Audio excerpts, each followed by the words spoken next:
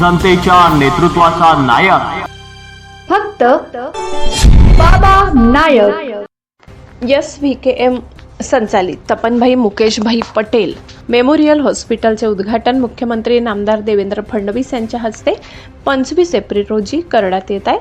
श्री विलेपार्ले केळवणी मंडळ मार्फत संस्थेचे अध्यक्ष माजी शिक्षण मंत्री आमदार अमरीशभाई पटेलसह अध्यक्ष भूपेशभाई पटेल यांच्या दूरदृष्टीने सर्वसामान्य जनतेच्या सेवेसाठी SVKM संचलित Tapanbhai Mukeshbhai Patel memorial hospital medical college व संशोधन केंद्र खर्डे बुद्रुक तालुका शिरपूर जिल्हा धुळे येथे 1200 बेडच्या या अत्याधुनिक मल्टी स्पेशालिटी व सुपर स्पेशालिटी हॉस्पिटलचे उद्घाटन मुख्यमंत्री नामदार देवेंद्र फडणवीस यांच्या हस्ते 25 एप्रिल रोजी करण्यात येत आहे.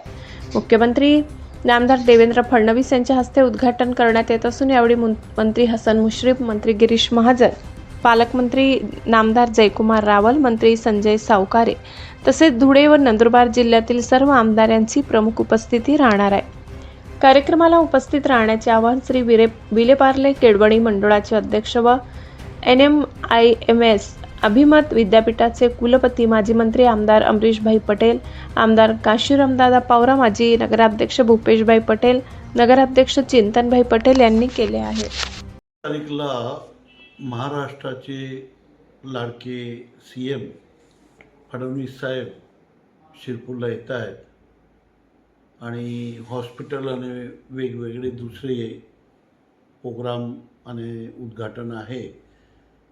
त्याच्यामध्ये माझ्या स्वप्नाचा हा महत्त्वाचा प्रोजेक्ट आहे आणि ते सामान्य माणसाने आखरी माणसाबद्दल जिव्हाळ्याचा हा विषय आहे आणि त्यामुळे आपण जे हॉस्पिटलचं उद्घाटन आपण करतो आहे त्याच्यामध्ये सर्वांनी मनापासून आपला प्रोग्रामला हजर राहण्यासाठी मी आपल्याला सर्वांना आवाहन करतो आहे.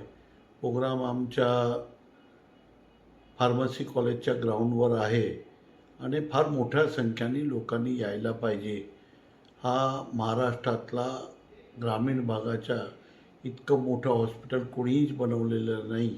व माझ्या वडिलांनी मला सांगितलं होतं की आपण इथे एक हॉस्पिटल निर्माण करायला पाहिजे आणि ते आमच्या हृदयापासून आमची इच्छा होती, आमच्या परिवाराची इच्छा होती आणि ते असं हॉस्पिटल बनवलं आहे की आपल्याला नाशिकपर्यंत कुठलाही रोगला जावं लागणार नाही आणि जो असाध्य रोग आहे त्याला मुंबईला जावं लागेल अशा प्रकारचा आपण हॉस्पिटल बनवलं आहे.